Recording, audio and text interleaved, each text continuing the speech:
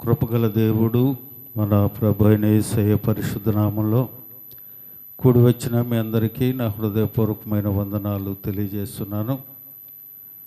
కొద్దిసేపు దేవుని మాటలు విందాం. పరిశుద్ధ గ్రంథము నుండి 2వ కొరింథీ పత్రిక 2వ అధ్యాయము 9వ వచనాన్ని చదువుకుందాం. 2వ కొరింథీ పత్రిక 2వ అధ్యాయము 9వ వచనం. మీరు అన్ని విషయములయందు విధేయులై ఉన్నారేమో అని మీ యోగ్యత తెలుసుకొనుటకే కదా పూర్వము వ్రాసితిని. ప్రార్థన చేసుకుందాం. ప్రభా, మీకు వందనాలు నాయనా. ఈ చదవబడిన లేఖన భాగం నీ బిడ్డలకు వివరించే జ్ఞానము నాకు లేదు. నీ సిలువ చాటు నన్ను మరుగుపరిచి నీ మాటలు మాకు వినిపించి చదవబడిన లేఖన భాగంలోని సత్యాన్ని మాకు అనుగ్రహించి నీ కృపలో మమ్మల్ని బలపరిచి సహాయమునిచ్చి సహకరించి మహిమ పొందమని మా ప్రభు అయిన యేసయ్య పరిశుద్ధ నామంలో అడిగి వేడుకొనుచు ప్రార్థిస్తున్నాను మా పరమ తండ్రి, ఆమేన్. ప్రియమైన దేవుని బిడ్డలారా, అపోస్తలుడైన పౌలు గారు కొరింథీ సంఘానికి రాస్తూ 2వ పత్రికలో 2వ అధ్యాయము 9వ వచనంలో చక్కని మాట వారికి తెలియజేస్తూ ఉన్నారు. మీరు అన్ని విషయములందు విధేయులై ఉన్నారేమో అని మీ యోగ్యత తెలుసుకొనుటకే కదా పూర్వం ఒక లేఖ రాశాను. దీనిని బట్టి మనం తెలుసుకోవలసిన వాక్య భాగం ఏమిటి అని మనం ఆలోచన చేస్తే, విధేయత కలిగి యోగ్యతను కలిగి ఉన్నారో లేదో తెలుసుకోవటానికి మీకు ఒక లేఖ రాశాను నేను. ప్రియమైన దేవుని బిడ్డలారా, విధేయత అనేది విశ్వాసికి చాలా ప్రాముఖ్యమైన విషయం. మనము నమ్మి రక్షించబడ్డాం, రక్షణలో కొనసాగుతున్నాం, మనకేం అడ్డు లేదు అనుకోవటానికి వీల్లేదు. విధేయత కలిగిన వారమై ఉండాలి. విధేయతను చూపిన అబ్రహాముని విశ్వాసులకు తండ్రిగా చేశాడు దేవుడు. హల్లెలూయా. వృద్ధాప్యమందు వాగ్దాన పుత్రుడైన ఇస్సాకును అనుగ్రహించాడు. ఇచ్చిన దేవుడే తీసుకెళ్ళి బలి అర్పించమన్నాడు. మనమైతే తిరస్కరిస్తాం. ఏమండి, వృద్ధాప్యంలో ఎన్ని సంవత్సరాల నుంచి ప్రార్థన చేసే కుమారునిచ్చావు, తీసుకువెళ్ళి మళ్ళీ ఆయన్ని బలి అర్పించమంటున్నావు, ఇది న్యాయమేనా? ఇలాగూ అడగటం నీకు సమంజసమేనా అని మనమైతే ప్రశ్నిస్తాం. కానీ దేవుని మాటను తీసుకొని విధేయత కలిగిన వాడై అబ్రహాము బయలుదేరితే తండ్రిని మించిన తనయుడుగా ఇస్సాకు ఎక్కడికి వెళ్తున్నావు నాన్న అని కూడా అడగల. కట్టెల మోపును పెడితే కొన్ని మైళ్ళ దూరం నడుచుకొని వెళుతూ ఉండగా బాలుడైన ఇస్సాకు ఆ కట్టెల నెత్తి మీద పెట్టుకొని తండ్రిని విధేయతగా వెంబడించాడే కానీ మారు మాట్లాడలా. ప్రియమైన దేవుని బిడ్డలారా, రక్షణలో మనం కొనసాగుతున్నామే కానీ దేవునికి విధేయులై ఉన్నామో లేదో కావాలి. తీసుకువెళ్ళాడు, పర్వతం ఎక్కారు, బలిపీఠం కట్టాడు, పిల్లోడికి కాళ్ళు చేతులు కట్టాడు, బలి అర్పించడానికి బలిపీఠం మీద పెట్టాడు, కత్తి ఎత్తపోయాడు. ఎంత విధేయత అనంటే తన కడుపున పుట్టిన కుమారుణ్ణి దేవునికి అర్పించటానికి కూడా వెనుక తీయని విధేయత. హల్లెలూయా. అందుకనే ఆయన విశ్వాసులకు తండ్రి అయ్యాడు. ప్రియమైన దేవుని బిడ్డలారా, ఈ రోజున దేవునికి విధేయత చూపటం వల్ల విశ్వాసి పొందుకునే ఆశీర్వాదాలు ఏమిటి అనే విషయాన్ని మనం ధ్యానం చేసుకుందాం. కొన్ని విషయాలు మీకు చెప్పి దేవుని వాక్యాన్ని ముగిస్తాను. యేసు ప్రభువారు సువార్తను ప్రకటించున్న సమయంలో ఒక చోట సువార్తను ప్రకటిస్తూ ఉంటే ఒక పొట్టిగా ఉన్న వ్యక్తి, జక్కయ్య అనే వ్యక్తి, యేసును చూరగోరి ఆ మేడి చెట్టు ఎక్కాడు. అన్ని వేల మందిలో ఎవరిని గుర్తించలేదు, కానీ ఒక్క జక్కయ్యను గుర్తుపెట్టాడు దేవుడు. వచ్చి ఆ చెట్టు దగ్గరికి వచ్చి, జక్కయ్య చెట్టు దిగు, నేడు నేను నీ ఇంట ఉండవలసి ఉంది అన్నాడు. ఆయన చెప్పిన మాట ఒకటే, ఇంకేమనలా. నన్ను నీవు నమ్ముకో, నీకు కావలసిన ఆశీర్వాదం ఇస్తానని కానీ ఏ విషయాలను అక్కడ అతనితో చర్చించలా. ఒకటే మాట అన్నాడు, నువ్వు చెట్టు దిగు, నీ ఇంటికి వెళ్దాం అని అన్నాడు. వెంటనే ఆయన పశ్చాత్తాప్తుడై తను చేసిన విషయాలన్నిటినీ ప్రభు సన్నిధిలో ఒప్పుకున్నాడు. విధేయతను చూపాడు. చూపి, అయ్యా నేను చాలా దుర్మార్గుణ్ణి, అన్యాక్రాంతంగా చాలా వసూలు చేశాను, తిరిగి వారికి 4 అంతలు ఇచ్చేస్తాను అని అన్నాడు. యేసు ప్రభు దగ్గరికి వచ్చేటప్పటికి ధనవంతుడే. గుర్తుపెట్టుకోండి, యేసు ప్రభు దగ్గరికి వచ్చేటప్పటికి జక్కయ్య ధనవంతుడే. యేసయ్యని చేర్చుకునేటప్పటికి పేదవాడైపోయాడు. అందరూ చెప్పే బాధ ఏంటంటే, మా దగ్గరికి రండి, మా చర్చికి రండి, మీ అప్పులు తీరిపోతాయి, మీ తిప్పలు తీరిపోతాయి, ధనవంతులు అయిపోతారు, మీ అప్పులన్నీ తీరిపోయి సమృద్ధిగా ఉంటారు, డాబాల మీద డాబాలు, కార్ల మీద కార్లు, ఇంకా మీరు నేల మీద ప్రయాణం చేయరు, విమానాల్లోనే ప్రసంగాలు చేస్తాం. యేసు ప్రభు దగ్గరకు వచ్చినప్పుడు ధనవంతుడు, యేసయ్యని చేర్చుకున్నప్పుడు ఏమంటున్నాడు, నేను 4 అంతలు తిరిగి ఇచ్చేసాను వాళ్ళకి. యేసయ్య ఇంటిలోకి వెళ్ళిన తర్వాత అంటున్నాడు, నేడు ఈ ఇంటికి రక్షణ వచ్చింది అన్నాడు. హల్లెలూయా. ప్రియమైన దేవుని బిడ్డలారా, దేవునికి విధేయత చూపటం వలన జక్కయ్య రక్షణ తెచ్చుకున్నాడు. రక్షణ పొంది నీవు ఎన్ని సంవత్సరాలైందో, ఎన్ని సంవత్సరాల సీనియారిటీ మనకుందో, మన కుటుంబానికి రక్షణ వచ్చిందా, మనకే రక్షణ వచ్చిందా? జక్కయ్యకే రక్షణ ఇచ్చే చెట్టు దగ్గర ఇచ్చేసేవాడు ఆయన. నేడు నువ్వు రక్షించబడ్డావు అనేవాడు, కానీ ఇంటికి తీసుకువెళ్ళాడు. నేడు నేను నీ ఇంట ఉండవలసి ఉంది అన్నాడు. కుటుంబానికి నేడు ఈ ఇంటికి రక్షణ అని చెప్పాడు. హల్లెలూయా. రక్షణ నువ్వు పొందితే కాదు, ఆ విధేయత వలన నీ కుటుంబం రక్షించబడాలి, నీ కుటుంబం వర్ధిల్లాలి. విధేయత వలన ఏం దొరుకుతుందో విశ్వాసకి ఈ దినం కొన్ని లేఖనాలను మనం పరిశోధించి తెలుసుకుందాం. చూడండి, మొదటగా యోబు గ్రంథము 36వ అధ్యాయము 15వ వచనాన్ని చూద్దాం. యోబు గ్రంథము, శ్రమపడు వారిని వారికి కలిగిన శ్రమ వలన ఆయన విడిపించును, బాధ వలన వారిని దేని వలన? బాధ వలన. బాధ మనకు కలిగిందంటే ప్రభు సన్నిధిలో వచ్చి కన్నీటితో మనం ప్రార్థన చేసుకుంటాం. కానీ ఆ బాధ ఎందుకు వచ్చిందో, ఆ బాధ దేవుడు మనకి ఎందుకు కలుగు చేశాడో, ఏనికి కలుగు చేశాడంట? బాధ వలన వారిని విధేయులుగా చేస్తాను. హల్లెలూయా. బాధ వచ్చిందని నువ్వు బాధపడవలసిన పని లేదు. దేవుడు అధికంగా ఆయన ఎడల విధేయత కలిగి ఉండాలని ఒకవేళ నీకు ఆ బాధ పెట్టాడేమో. ఆ బాధ లేకపోతే దేవుడిని నువ్వు తలుసుకో. కుటుంబంలో అన్ని సమృద్ధిగా నీవు ఉన్నప్పుడు దేవుడిని కనపడ్డావు. శ్రమ వలన నిన్ను విడిపిస్తాను, శ్రమ పడిన వారిని శ్రమ వలన ఆయన విడిపిస్తాడు, శ్రమ నుండి నిన్ను విడిపిస్తాడు. బాధ వలన నీకు విధేయత నేర్పుతున్నాడనే సంగతిని నువ్వు జ్ఞాపకం ఉంచుకో.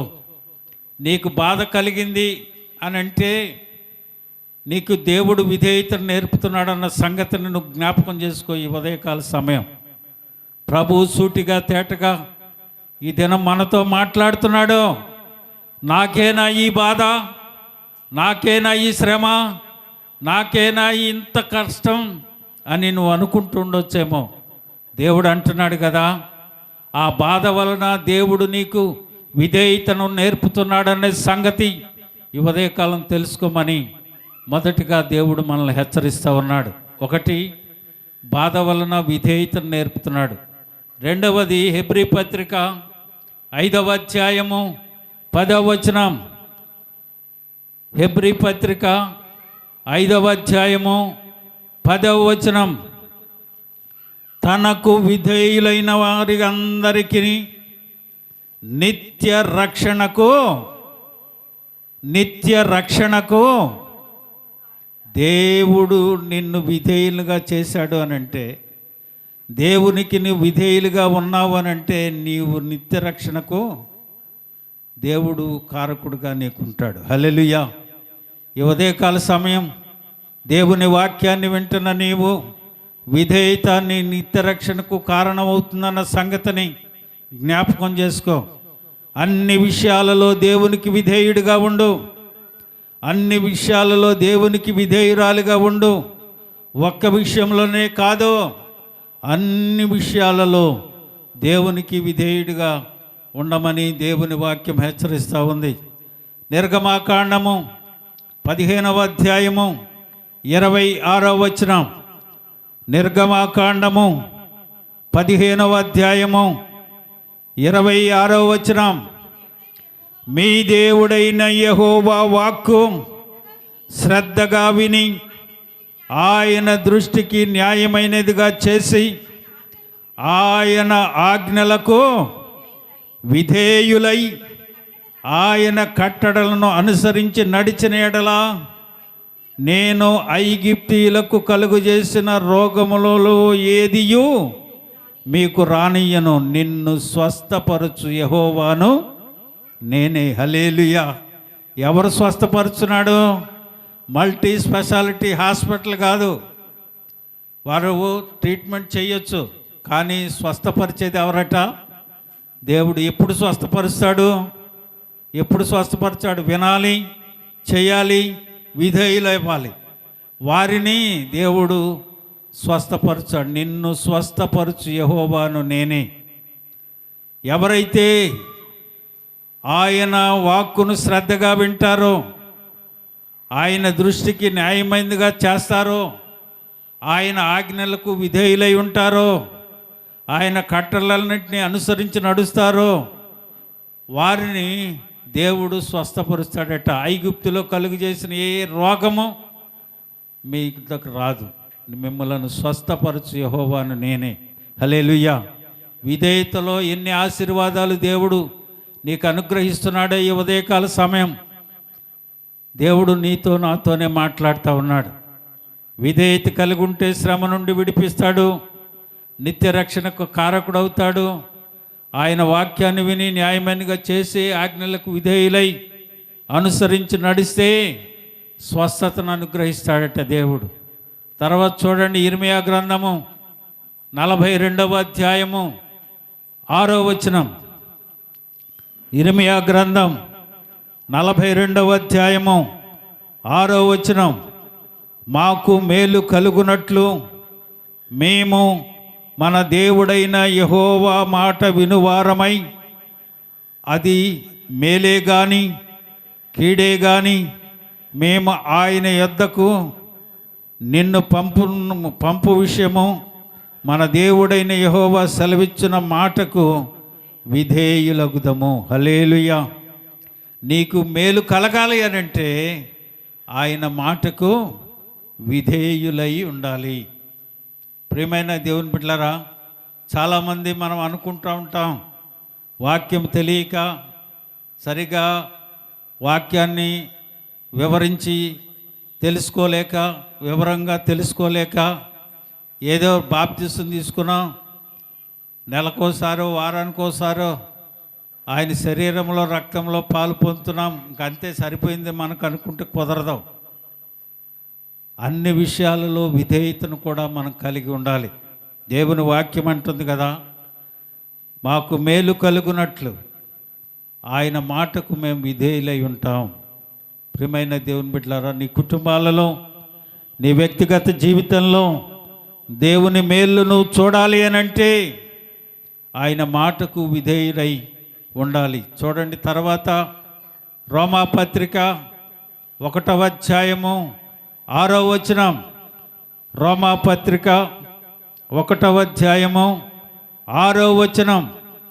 ఈయన నామము నిమిత్తము సమస్త జనులు విశ్వాసమునకు విధేయులగునట్లు ఈయన ద్వారా మేము కృపను అపోస్తలత్వమును పొందితిమి. హల్లెలూయా. ఈయన విశ్వాసము ద్వారా విధేయతను నేర్చుకోవాలట. అప్పుడు దేవుడు నీకే పని అప్పగిస్తాడో ఆ పని నువ్వు విధేయతతో నెరవేర్చుకోవాలి. విశ్వాసమునకు విధేయత నీవు చూపాలి. విశ్వాసమునకు కర్తయు కొనసాగించేవాడు ఎవరో? దేవుడే. హల్లెలూయా.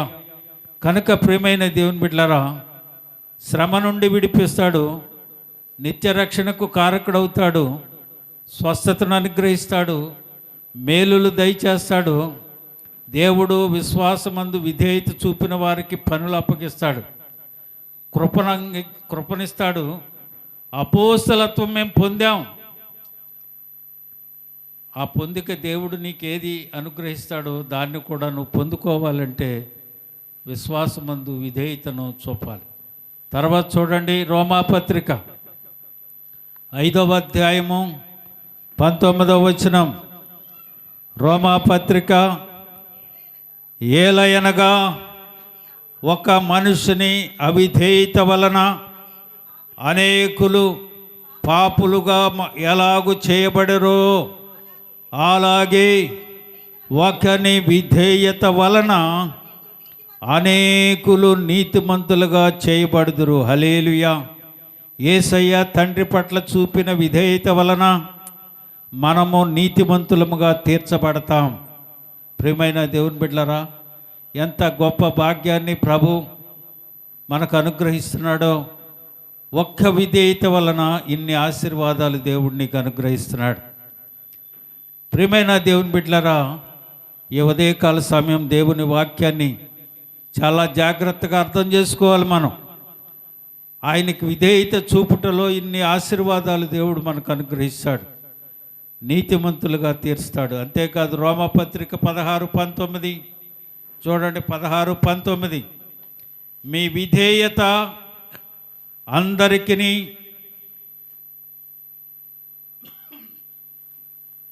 ప్రచురమైనది గనుక మిమ్మను గూర్చి సంతోషించుచున్నాను. హల్లెలూయా. విధేయత ఏం చూపుతుందట? సంతోషమును కలుగు చేస్తుందంట. దేవుని యందు విధేయత చూపిస్తే సంతోషం. అలాగే మొదటి పేతురు పత్రిక 1వ అధ్యాయము 22వ వచనం. మొదటి పేతురు పత్రిక 1వ అధ్యాయము 22వ వచనం. మీరు సత్యమునకు అవిధేయులగుట చేత మీ మనస్సులను పవిత్రపరుచుకొనిన వారయ్యుండి. ఏం చేస్తుందంట? సత్యమునకు విధేయులైతే మనసేమవుతా ఉంది? పవిత్రపరచబడతా ఉంది. హల్లెలూయా. నీ మనస్సు పవిత్రపరచబడలేదు అంటే నీవు సత్యమునకు విధేయత చూపించలేదు, అసత్యమునకు చూపించినట్లు లెక్కే. సత్యమునకు విధేయత చూపిన వారు మనస్సు పవిత్రపరుచుకున్న వారై ఉంటారు. ప్రియమైన దేవుని బిడ్డలారా, దేవుడు ఈ ఉదయకాల సమయం ఎంతో స్పష్టంగా మనతో మాట్లాడుతున్నాడు. మీరు సత్యమునకు విధేయులవుట చేత మీ మనస్సులు పవిత్రపరుచుకున్న వారయ్యుండి ఒకనినొకడు హృదయపూర్వకముగా మీ కుటుంబగాను ప్రేమించుడి. హల్లెలూయా. ప్రియమైన దేవుని బిడ్డలారా, మన ఇంట్లో వాళ్ళనే మనం ప్రేమించలేం, మన సొంత వాళ్ళనే మనం ప్రేమించలేం, మన ఇంటిలో ఉన్న తోడుకోళ్ళనే ప్రేమించుకోలేం, మన సహోదరులనే మనం ప్రేమించుకోలేం, ఐక్యత కలిగి జీవించలేం. కానీ సత్యమునకు విధేయులైన వాడు ఎలా ఉంటాడట? మనస్సు పవిత్రంగా ఉంటుంది, ఒకరినొకడు హృదయపూర్వకంగా మికుటంగా ప్రేమిస్తారు. అలాగున నీవు ఉండకపోతే, లేకపోతే నీవు దేవునికి సత్యానికి విధేయత చూపిన వాడవు, చూపిన దానవు కాదు. ఆ విధేయతలో ఉన్న ఆశీర్వాదాలు నీవు పొందుకొనలేవు. హల్లెలూయా. కనుక ప్రియమైన దేవుని బిడ్డలారా, చూడండి కొలసీ పత్రికలో 3వ అధ్యాయము 23వ వచనంలో, కొలసీ పత్రిక 3వ అధ్యాయము 23వ వచనం, ప్రభువు వలన స్వాస్థ్యమును ప్రతిఫలముగా పొందుదమని ఎరుగుదము. నీవు దేవునికి విధేయుడివై ఉంటే దేవుడు మనకు అనుగ్రహించే స్వాస్థ్యాన్ని మనం పొందుకుంటాం. ఆ స్వాస్థ్యంలో మనం ఉంటాం. చివరిగా 10వదిగా దేవుడు సెలవిస్తున్న మాట అపోస్తుల కార్యాలు 5వ అధ్యాయం 32వ వచనం. 5వ అధ్యాయము 32, మేమను దేవుడు తనకు విధేయులైన వారికి అనుగ్రహించిన పరిశుద్ధాత్మయు ఈ సంగతులు సాక్షులమై ఉన్నామని చెప్పిరి. హల్లెలూయా. విధేయతను చూపిన వారికి దేవుడు ఏమనుగ్రహిస్తారట? పరిశుద్ధాత్మను అనుగ్రహిస్తాడు. పరిశుద్ధాత్మ నీలో లేదు అని అంటే దేంటి గుర్తు? అవిధేయత నీలో ఉందని. పరిశుద్ధాత్మ నీలో ఉంది అని అంటే విధేయత కలిగిన వారి దేవుడే, పరిశుద్ధాత్మే సాక్షులై ఉన్నామని చెప్పిరి. హల్లెలూయా. ప్రియమైన దేవుని బిడ్డలారా, ఈ ఉదయకాల సమయం దేవుని వాక్యాన్ని వింటున్న నీవు విధేయత చూపిన వాడవై, విధేయత చూపిన దానవై నీవు కనుక ఉంటే దేవుని ఆశీర్వాదాలు ఎన్నో పొందుకొనగలిగిన దానవుగా ఉంటావు. నీ కుటుంబాన్ని దేవునికి విధేయతగా నువ్వు తీర్చగలిగితే నీ కుటుంబం ఎన్నో ఆశీర్వాదాలు పొందుకోగలిగిన వారంగా ఉంటాం. మన విధేయత ఎలా ఉంటుందంటే, ఏమండి, ఆరాధన ఉన్న రోజునే ఆదివారమే మనకు అన్ని పనులు. మనకు అనుకూలమైతే ఆరాధన, లేకపోతే ఆరాధన కాదు. ప్రియమైన దేవుని బిడ్డలారా, చాలాసార్లు మీకు చెప్పాను, ఒక యవనస్తుడు ఎగ్జామ్ రాయటానికి ఆదివారం పరీక్ష పడింది. అతను దేవునికి విధేయత చూపేవాడు. ఆ యవనస్తుడు అంటున్నాడు, నాకు ఉద్యోగం లేకపోయినా పర్లేదు కానీ దేవుని మందిరాన్ని నేను నిర్లక్ష్యం చేయలేను. దేవునికి విధేయత చూపిన వాడిని కనుక ఆ రోజు దేవుని సన్నిధిలో నేను ఉండాలి కనుక నాకు ఆ ఉద్యోగం వచ్చినా రాకపోయినా పర్లేదని మానేశాడు. సరే, అందరు కలిసి పాస్టర్ గారికి చెప్పారు, అయ్యా ఇదిగో పలానోడికి ఎగ్జామ్ ఉంది, ఆడికి ఉద్యోగం గురించి ఎగ్జామ్ పెడితే ఆడు మానేశాడు బాబు అని అన్నాడు. ఆరాధన అయిపోయిన తర్వాత అందరూ ఇవన్నీ సర్దుతా క్లీన్ చేసుకుంటూ ఉన్న టైంలో పాస్టర్ గారు పిలిచి, ఒరే బాబు ఏంట్రా ఏమైంది, నువ్వు ఎగ్జామ్కి వెళ్ళలేదంటే ఏంటంటే, లేదయ్య గారు నాకు రాపోయినా పర్లేదు కానీ ఆదివారం దేవుని సన్నిధిని విడిచి నేను వెళ్ళలేను. అంత విధేయత కలిగిన దేవుని సన్నిధిలో ఉన్న ఆ యవనస్తుడు అన్న మాట, దీనికన్నా ఎక్కువ దేవుడు నాకు దాచి ఉంచాడేమో కనుక నేను దానికి వెళ్ళపోయినా పర్లేదు, అందుకే దేవుడు ఈ పరిశుద్ధ దినమందు అది పెట్టాడేమో అని అన్నాడు. తను అనుకున్న రీతిని దేవుడు ఒక దీనికన్నా మంచి ఉద్యోగాన్ని అనుగ్రహించి మామూలు సమయాల్లో ఆ పరీక్ష పెడితే వెళ్ళి పాస్ అయి వచ్చాడు. అతను ఇచ్చే సాక్ష్యం సంఘంలో, ఇదిగో పలానా సమయంలో పలానా ఉద్యోగం కోసం నాకు ఆదివారం ఎగ్జామ్ వస్తే నేను వెళ్ళలా, ఆ వెళ్ళనందుకు దేవుడు నాకు ఇంకా ఉన్నతమైన స్థానాన్ని ఇచ్చి దానికన్నా మంచి ఉద్యోగం నాకు అనుగ్రహించి దేవుడు నాకు అది ఇచ్చాడు అని అన్నాడు. దేవుని వాక్యం అంటుంది కదా, దేవుడు దాచి ఉంచిన ఆ స్వాస్థ్యాన్ని దేవుడు నీకు అనుగ్రహిస్తాడు. హల్లెలూయా. దేవుని వాక్యం అంటా ఉంది, నీవు దేవునికి విధేయురాయలుగా ఉంటే శ్రమ నుండి విడిపిస్తాడు, బాధ నుండి విధేయతను నేర్పుతాడు, నిత్య రక్షణకు కారకుడుగా ఉంటాడు. నువ్వు విని చేసి అనుసరించి నడిస్తే దేవుడు నీకు స్వస్థతను అనుగ్రహిస్తాడు, మేలు కలుగు చేస్తాడు, విశ్వాసాన్ని నీకు అనుగ్రహిస్తాడు. నీతిమంతులుగా తీర్స్తాడు, సంతోషాన్ని కలుగజేస్తాడు, మనస్సును పవిత్రపరుస్తాడు, స్వాస్థ్యాన్ని నీకు అనుగ్రహిస్తాడు, దేవునికి సాక్షిగా నిన్ను నిలవబెట్టుకుంటాడు. హల్లెలూయా. ప్రియమైన దేవుని బిడ్డలారా, ఆ రీతిగా నీవు నేను మనందరము దేవునికి విధేయత కలిగి ఉంటే దేవుడు ఇన్ని ఆశీర్వాదాలు ఆ విధేయతలో నేర్పాడు. అట్టి విధేయత మనము కలిగి దేవుడిచ్చే ఆశీర్వాదాలు పొందుకుందాముగా.